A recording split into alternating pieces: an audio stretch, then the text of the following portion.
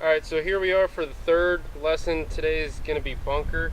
It's quite a bit sunnier than the last few days, and with the white sand it's going to be hard to see, so we'll try to make it as close as possible to the actual frame as possible.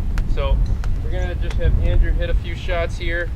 Actually, if you want to go over your bunker experience and see what we can really go over and what I can expect. So bunkers for me, I'm pretty comfortable with. I spend a lot of time if I'm practicing short game. That's the area I'll spend a lot of time with. Okay.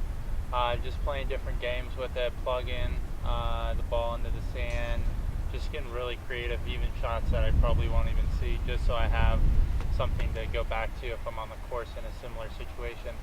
But yeah, for me, I think the toughest thing is the further shots. I think hitting shots that are further out of the sand, I'm really inconsistent with, rather than the ones that are closer. Just for really my knowledge, what kind of clubs do you use for those longer shots? I'm more comfortable with the 58. Okay. So a lot of times I'll just close the face a little bit more and de-loft it. But yeah, now I'm more comfortable with the 58. Okay. So that's what do you have your 58 now? Yep, I got a 58. That's what I got as well. So also, what kind of yardage are you really specifying as like longer bunker shots? Like 40 to 80 or? Yeah, I'd say about like 50. Okay, yeah. We'll get to those type of shots, but those type of shots, I just want to say real quick, I typically use like a 50-degree or a pitching wedge, just so you have that little bit of closed face in it, and you're actually able to almost make a normal greenside bunker swing, actually, and it just takes away some of the air. But we'll just get down to this. We're going to work on some high, soft shots, and then work on the trying to work with the bounce a little bit more. And obviously, you should know this of all people. Really, just enlighten me. What does bounce mean to you? So bounce, bounce for me is just really getting the ball to. It's basically splashing in the sand. Yep. And I'm trying to get the club to react, get underneath, and give the ball that optimum loft. Yeah. So really, that thump sound, correct? Yep. Just like that. Yep. And obviously, when we were playing last time, we actually brought this up. Really the line behind the ball is another big thing that you focus on, correct? Or not so much anymore? I'll go to it if I haven't been in the sand in a while. Generally, a lot of times I'll focus on that spot. Okay. Like I won't even look at the ball, just Yep, focus on I like the spot. that. I like that. So I'm going to have you hit a few shots here, then we'll just work with some different scenarios. Yeah, if you want to erase that line, you can. That's fine.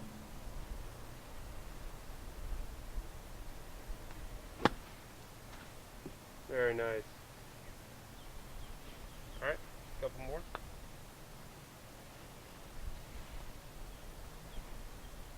And the sand that we're working out of is a really dense, almost like it sounds weird, a dense fluffy sand. It's a sand where if you have a shorter shot, you can really get under it or lift it up. And then for a longer shot, it depends on how far you're actually digging down, because the deeper you get, the heavier it is up top. It's very, very fluffy. So the shot that Andrew's working out of, it's like a perfect sand for it. It can just lift it right up.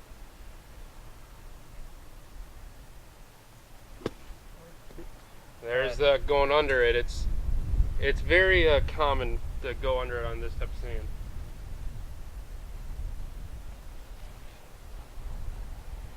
Getting used to it. Trying to get away from that head looking up.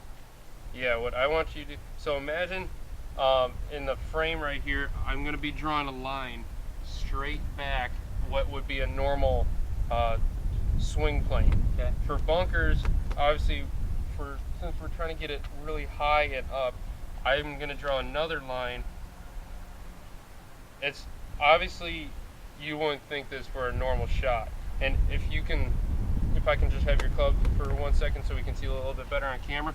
So right here, This club is the straight back. This one is the severe outside and then going to be coming back in. So this one on the follow through would be more like veering off this way. This one would be straight coming inside. The reason why I have, for this type of bunker shot, we want to take it more along the outside one. So this one right here. Okay. The reason for that is when you go outside, you're making that loft from 58 to about a 60 or a 64.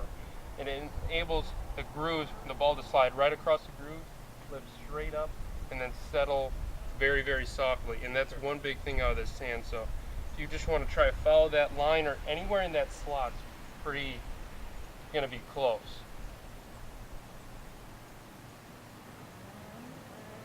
You don't need to take such a hard swing at it. Just take a little bit softer.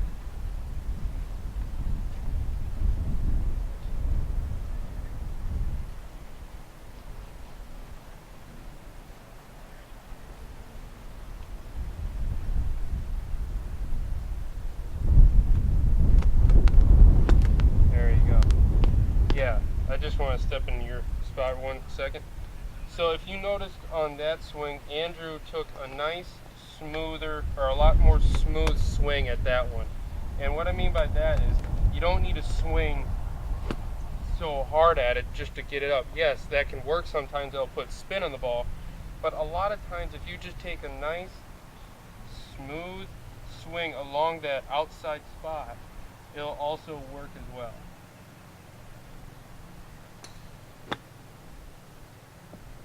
Yeah, it just pretty much lifts the ball up. It just, like I said, it kind of is the same thing. It's just you're not taking such a big whack at the ball. It's taking out some air. So we just want to work on that a little bit. And you can also hear that thump noise in that swing as well.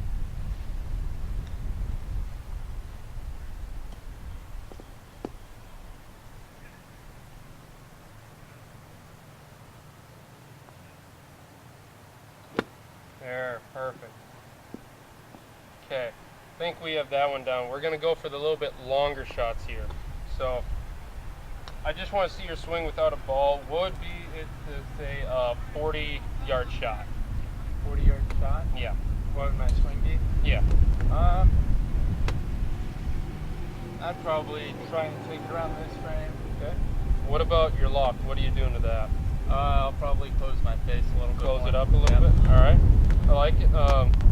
Hit one ball just to that farther flag in the back.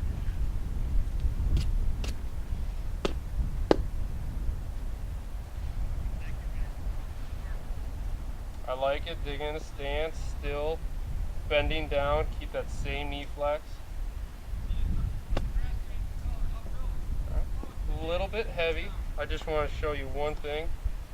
And granted, I probably won't be using a 58, but I'm just going to imagine this is like a 54 or 50. So going to that one, I wouldn't necessarily open my stance as much, but I'd still keep it along that little bit outside path that you had, and then still close the face up a little bit. So still dig down. You want that same knee bend.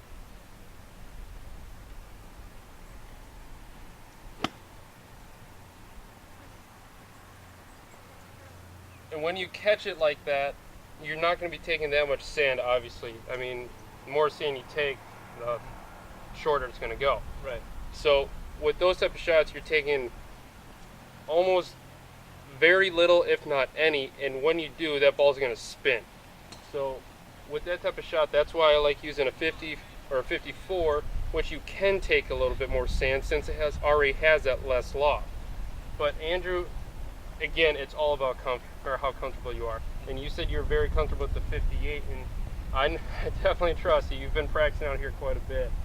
So we're just going to be working with this a little bit. When we come back, we'll see what we can, or what Andrew has improved on. So real quick, we're going to be working on just keeping that same knee bend a little bit more outside to in to get that same thump noise. And then on the longer shots, just kind of close up your stance a little bit. Because when you do that, it's almost bringing the same, like of a normal shot type of scenario. All right.